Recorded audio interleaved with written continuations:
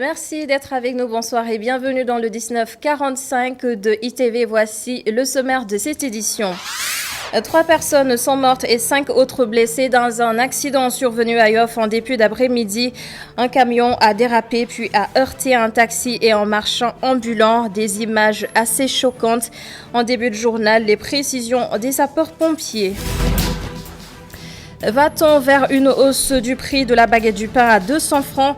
C'est une possibilité si l'on se fie à cette menace brandie par les boulangers du Sénégal et dénonce un secteur en anarchie sous le silence coupable du gouvernement.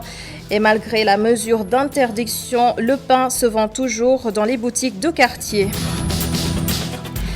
L'insécurité en temps de fête, on en parle ce soir. Elle est d'autant plus accentuée avec la Tabaski qui approche.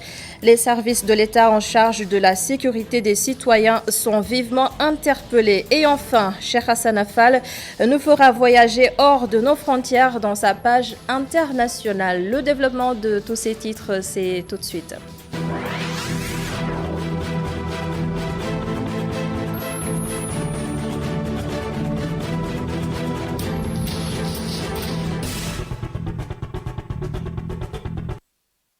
Le bilan est encore provisoire. 3 morts et 5 blessés dans l'accident survenu en début d'après-midi à Yoff, non loin du centre aéré de la BCAO. Un camion a dérapé puis a persécuté un marchand ambulant et un taxi complètement broyé. Vous allez le voir sur les images. Tout de suite, les explications du lieutenant-colonel Pape Ange Michel Diatta au micro de Aliou Diouf. Donc c'est aux environs de 14 heures que mes services ont été alertés. Parce qu'il y avait un camion transportant du béton qui a dérapé sur environ une distance de 500 mètres environ.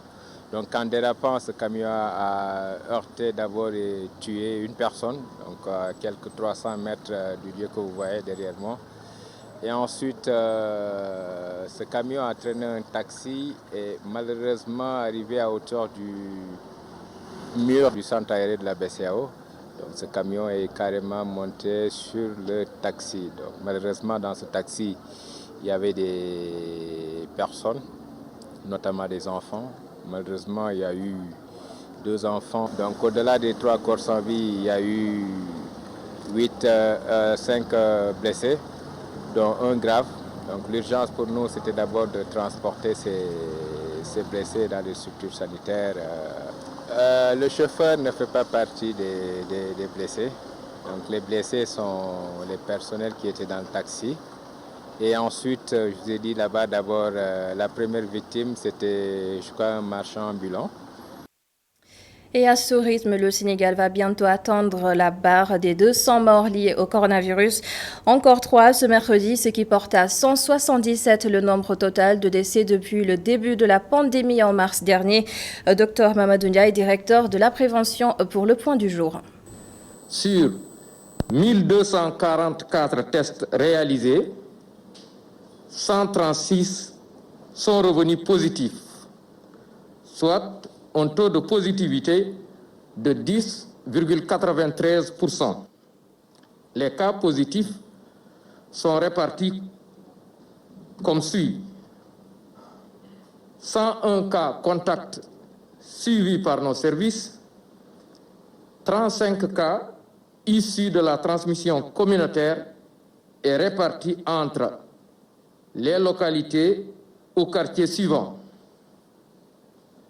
Thiès 5, Mbour 3, Guédiawaye 2, Liberté 6 2, Pikine 2, Sicap Baobab 2, Ziguinchor 2, 1, Dakar Plateau, Grand Médine 1, Châtelet 1, Kaolack 1, Keur Massar 1, Mariste 1, Médina 1, Niary Tally 1, Nord 1, Rufisque 1, Saint-Louis 1, Thionck-Essyl 1. 64 patients hospitalisés ont été contrôlés négatifs et déclarés guéris. 39 cas graves sont pris en charge dans nos services de réanimation. 3 décès ont été enregistrés ce mardi 21 juillet 2020. L'état des autres patients est resté stable. Je disais en titre, la Fédération nationale des boulangers du Sénégal dénonce un défaut d'application de la nouvelle réglementation du secteur. À cela s'ajoute une violation de la mesure interdisant la vente de pain dans les kiosques et boutiques de quartier en raison justement de la pandémie. Les boulangers menacent d'augmenter le prix de la baguette de pain à 200 francs si l'État ne fait rien pour réguler cette anarchie. Et voici Amadou Gaye, le président de la Fédération, qui répond à Oumou Kalsoum. La non-application de la nouvelle réglementation et ses conséquences. Le président de la République a signé le décret 2277 du 31 décembre 2019, que nous remercions vivement. Il a donné aussi des instructions pour appuyer le secteur en activant la DER pour financer les boulangers à renouveler leur équipement et surtout un appui technique. Mais jusqu'à présent, quand même, ce dossier est en cours de finalisation. Aujourd'hui, on constate sur le terrain, la réglementation n'est pas appliquée. Pas du tout. Peut-être difficile à appliquer. En ce moment, c'est l'anarchie totale. La vente du pain à l'intérieur des boutiques de quartier, sans respect des normes hygiène, est en train de persister, et surtout dans le contexte de Covid que nous vivons. La livraison du pain dans des pousse-pousse, des sacs en bandoulière, des voitures non conformes aux exigences réglementaires qui sont en train aujourd'hui de persister encore. L'installation aussi des kiosques à pain devant les boutiques de quartier sans aucun respect de la distanciation entre une boulangerie et un point de vente agréé. Nous allons exiger la hausse du prix de baguettes de 190 grammes à 200 francs sur toute l'étendue du territoire. Ainsi, l'approche de fête rime avec insécurité. La Tabaski, c'est dans quelques jours, ce 31 juillet, une période propice aux vols et agressions. À la gueule tapée, les préparatifs battent leur plein, certes, mais chacun essaie de se prémunir du phénomène. Kessendour a fait un tour dans ce quartier. Si la Tabaski est très attendue au Sénégal, la période rime aussi avec vol, agression et insécurité. Chaque année à cette période, les forces de l'ordre assistent à une recrudescence de ces forfaits. Les clients dépensent plus que d'ordinaire et ont donc plus d'argent sur eux. Les voleurs le savent bien. Il y a trop de jeunes qui aiment la facilité. Au lieu d'aller travailler pour trouver de quoi subvenir à leurs besoins, beaucoup se versent dans le banditisme car ils voient que c'est plus facile. La vie est devenue dure au Sénégal, donc c'est impossible de s'en sortir sans travailler. De mon point de vue, c'est ce qui explique la recrudescence des agressions. Depuis la levée du couvre-feu, les opérations de police se multiplient pour appréhender les véhicules en situation irrégulière, une manière de limiter les risques d'arrachage. Mais de l'avis de certains, il faut que chaque citoyen joue sa partition. Voilà, le conseil que je peux donner à mes compatriotes, c'est non seulement de se protéger et apporter aussi sa contribution au pouvoir public. En faisant quoi? En dénonçant les bandits. Parce que les bandits sont parmi nous. Mais quand on le dénonce, je crois que ça peut diminuer beaucoup le banditisme. Pendant le couvre-feu, le taux de criminalité avait fortement chuté.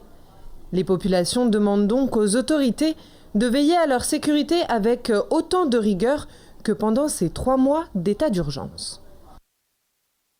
Merci beaucoup, Kessendour. En 2016, Macky Sall parlait d'une autosuffisance en bananes. Depuis lors, rien ne semble changer dans la filière.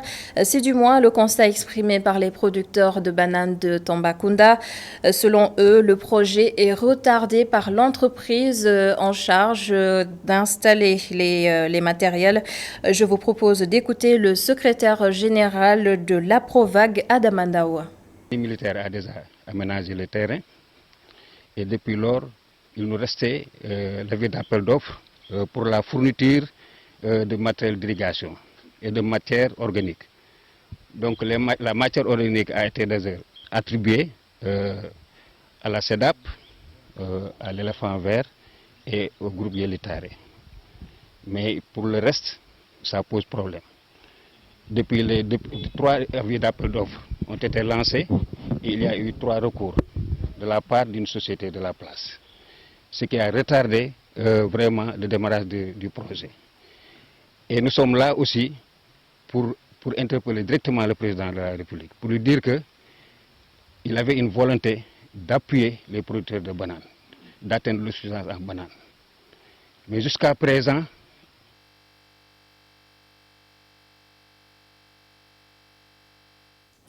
l'économie nationale tente de se relever de la chute occasionnée par le coronavirus.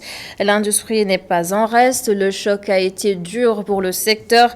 Sa relance pourrait donc passer par l'innovation et l'accès au crédit bancaire pour les entreprises, selon des experts interrogés par Adam Assar et Mafalfal.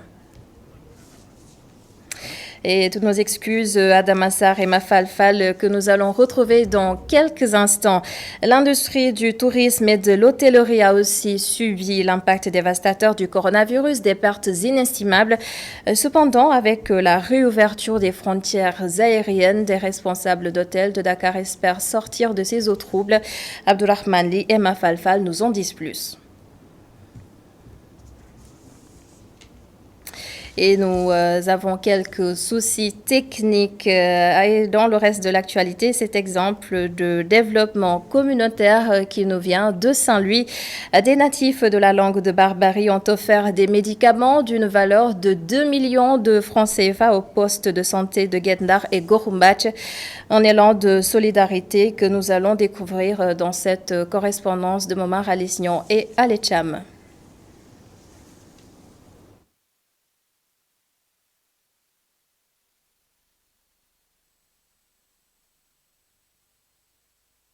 C'est un don de médicaments d'une valeur de 2 millions de francs CFA qui a été mis à la disposition des postes de santé de Gorumbach et de Guet-Ndar par l'association Beno Diapante Domonar qui regroupe des natifs de la langue de Barbarie vivant dans la diaspora. C'est combien important que les ressortissants de la langue de Barbarie se réunissent autour de l'idéal.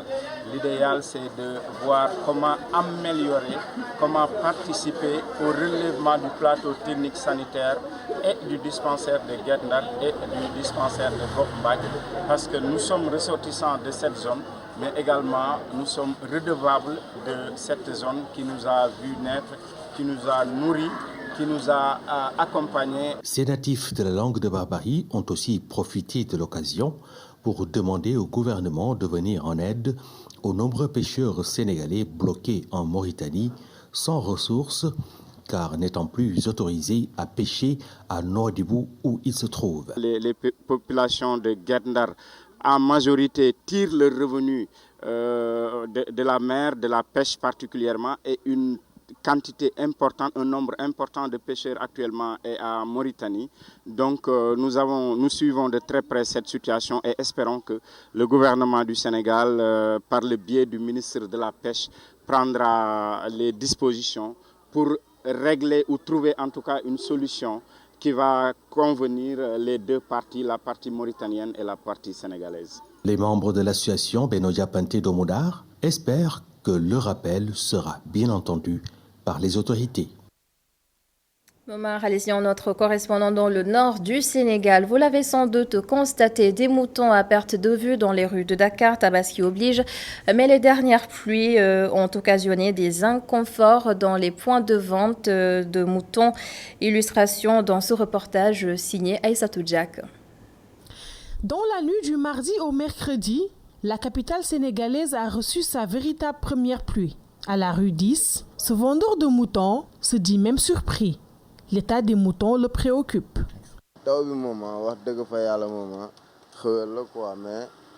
La pluie a fait des ravages. Les moutons ne supportent pas trop l'humidité. On n'arrive pas à dormir correctement car il faut qu'on les surveille de près. Quand la pluie est forte, les moutons sont affolés et essaient de s'échapper. J'ai perdu 1,5 sac de foin. C'est vraiment difficile.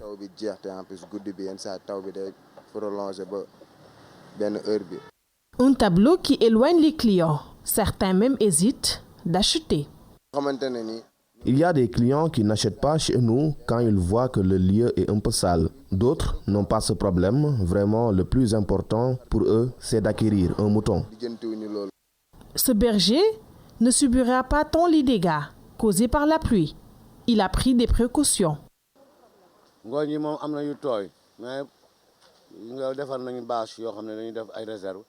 C'est dur avec la pluie. Il y a déjà des sacs de foin qui ont pris de l'eau. On a des réserves. Après la pluie, c'est le mauvais temps pour ces vendeurs de moutons. À noter que le ministre de la Santé a fait le tour de quelques points de vente ce matin pour sensibiliser les vendeurs. Abdoulaye Diouf Sarr leur a fait comprendre que la plupart des épidémies n'est pas seulement d'origine humaine mais aussi animale. Par conséquent, la vigilance est primordiale. Et nous retrouvons Adama Sarr qui nous parle de la relance de l'industrie sénégalaise. Le choc a été particulièrement dur pour le secteur à cause notamment du coronavirus.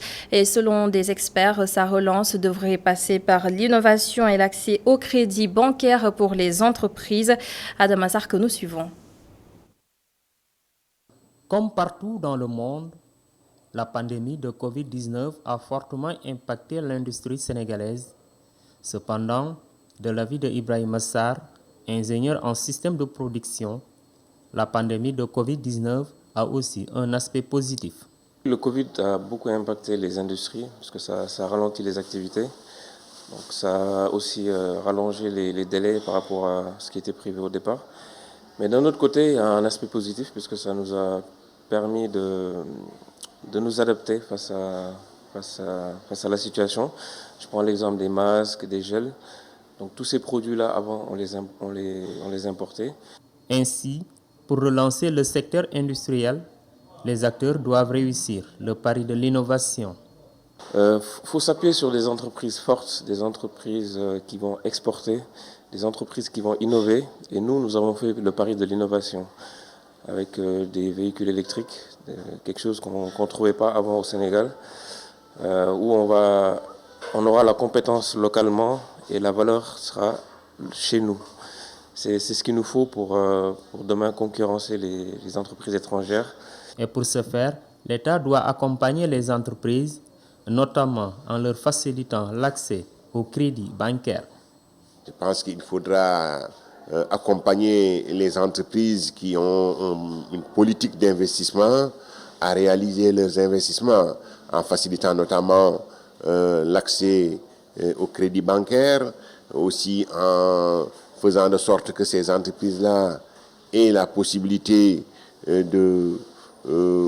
tout cas, faire face à leurs besoins d'approvisionnement, mais aussi à leurs besoins de trésorerie. La pandémie de Covid-19 a montré aujourd'hui que pour se développer, il faut s'appuyer sur ses propres ressources, une situation qui doit amener les autorités étatiques à renforcer la politique industrielle.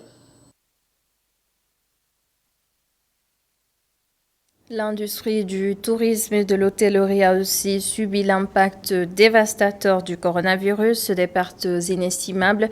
Cependant, avec la réouverture des frontières aériennes, des responsables d'hôtels de Dakar espèrent sortir de ces eaux troubles. Les détails avec Abdourahmane Lima Falfal. Le constat fait à Yas Hotel est le même dans tous les autres que nous avons visités. Port du masque obligatoire, la prise de température est impérative à l'entrée, à côté de l'administration du gel hydroalcoolique aux clients et visiteurs. Écoutez, on a mis tous les dispositifs sanitaires réglementés. Comme vous avez pu le constater, les clients ont commencé à revenir. Les dispositifs ont été mis en place ici, ont été promis sur tous nos réseaux sociaux.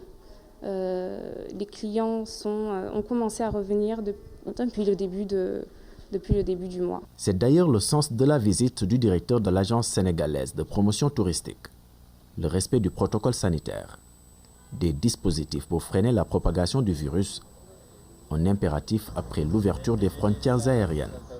Nous avons été rassurés par ce que nous avons vu, parce que véritablement dans tous les hôtels et dans tous les restaurants où nous sommes allés, nous avons vu un secteur privé hôtelier et de la restauration et touristique en général à pied d'œuvre pour remettre en marche la machine et dans des conditions de sécurité et de sûreté, et notamment pour des questions sanitaires.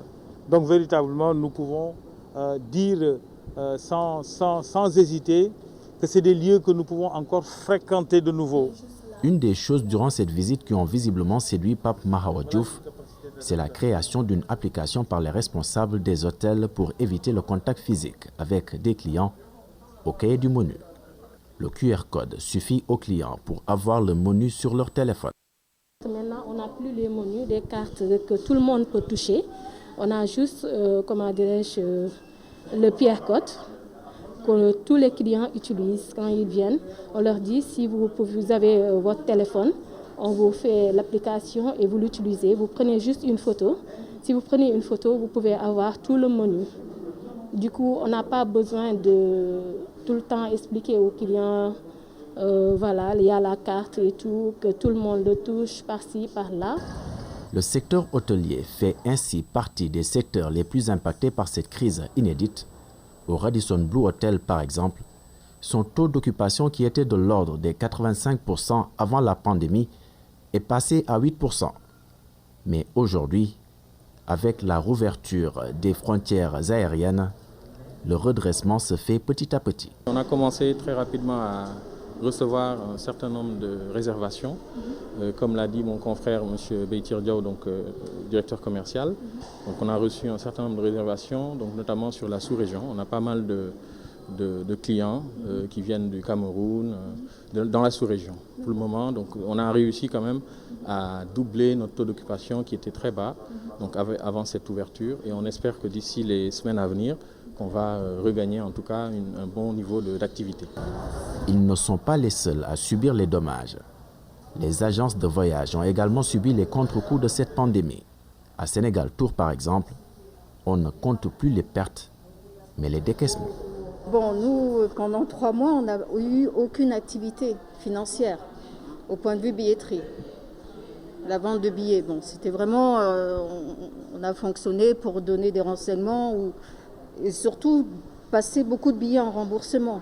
Donc, ce qui fait que, au contraire, non seulement on n'encaissait pas, on ne vendait pas, mais on était obligé de rembourser des clients. Et le souci qu'on a aussi eu, c'est qu'on a beaucoup de corporates, c'est-à-dire des clients en compte, des grands comptes qui font qu'avec des conditions particulières de règlement, et qui pendant 3 mois aussi ont eu aussi des problèmes de trésorerie et n'ont pas pu payer leurs factures à temps. Conscient de cette situation, Pape Mahawa Diouf promet également son soutien à ce secteur que le virus n'a laissé aucune chance. Ils ont été dans certaines périodes dans la difficulté de pouvoir vendre des billets. Maintenant, ils reprennent de l'activité progressivement. C'était aussi dans le même état d'esprit. Il y a la restauration, il y a les hôtels, mais il y a aussi les agences de voyage. Et très prochainement, les sites touristiques aussi, et pas simplement à Dakar, mais à travers tout le Sénégal. Mais nous restons convaincus, compte tenu de ce que nous avons vu, du niveau d'implication, de résilience du personnel qui travaille et aussi du courage de leurs dirigeants, nous sommes certains que nous allons y arriver. Ce qui est sûr et certain est qu'on n'en est pas encore à la fin de la pandémie que l'Agence sénégalaise de promotion touristique espère très vite, mais en attendant, ces agents viennent en appoint à leurs collaborateurs impactés.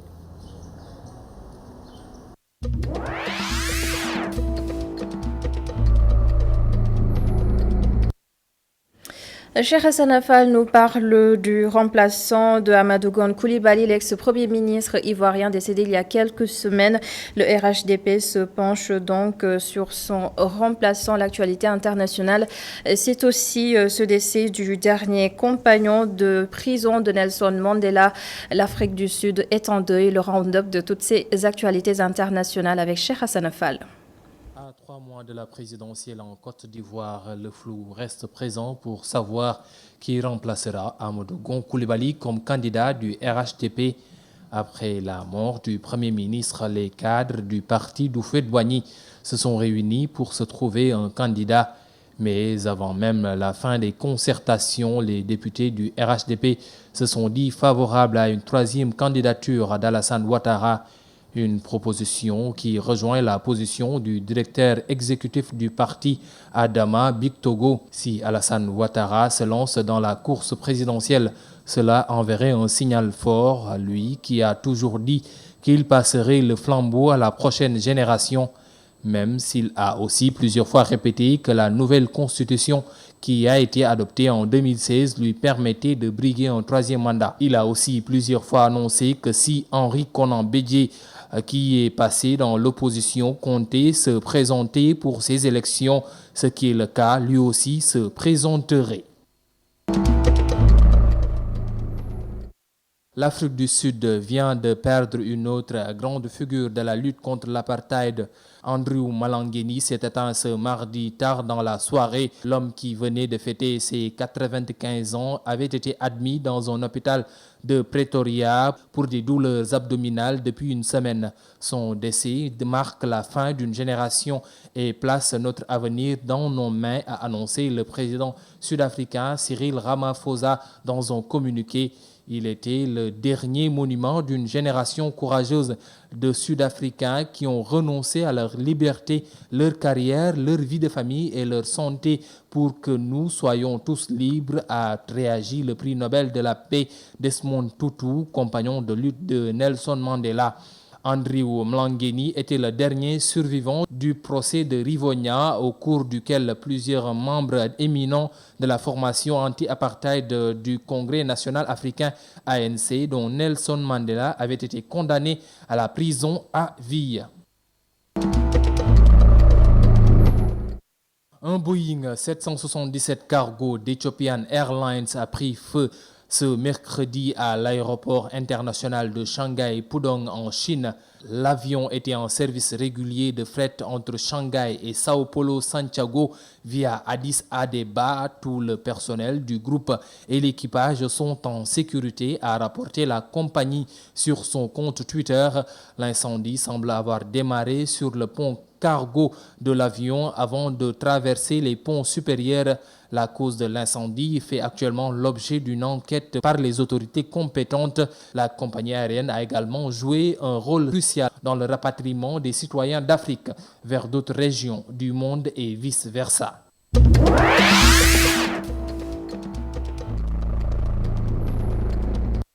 Merci beaucoup, cher Hassan Afal, pour toutes ces informations internationales. Et c'est la fin de ce journal. Merci de l'avoir suivi. Merci à toute l'équipe de la régie. Mais restez avec nous dans un instant. La suite de la Total bloc d'informations avec Khalifa Diaraté. Et j'aurai le plaisir de vous retrouver demain à la même heure, 19h45, pour un autre journal. Bonne soirée.